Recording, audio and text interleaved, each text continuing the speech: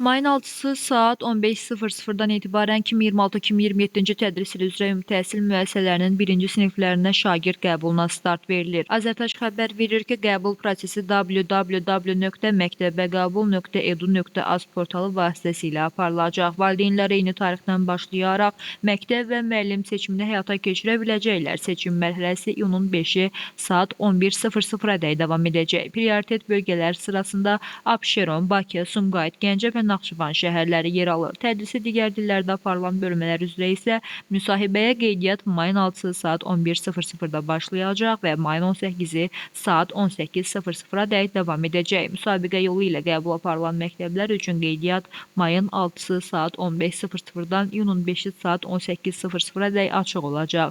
Bu kateqoriyaya Bakı Avropa Liseyi, Respublika İncəsənət Gimnaziyası və Bülbül adına orta ixtisas musiqi məktəbi daxildir. Uşaqların birinci sinifə elektron qəbulu ölkənin bütün şəhər və rayonlarının ümumi təhsil müəssisələrini əhatə edir. Qeyd edək ki, bu il Azərbaycan bölməsi üzrə 81 minə yaxın uşaq məktəbə hazırlıq qrupundan avtomatik olaraq birinci sinifə keçirilib. Diqqətə çatdırılır ki, birinci sinifə qeydiyyat zamanı uşaqların şəxsiyyət vəsiqəsinin olması mütləqdir. Uşaqların məktəbə qəbulunda hər bir valideyn üçün əlçatanlığın təmin edilməsi əsas hədəflərdəndir.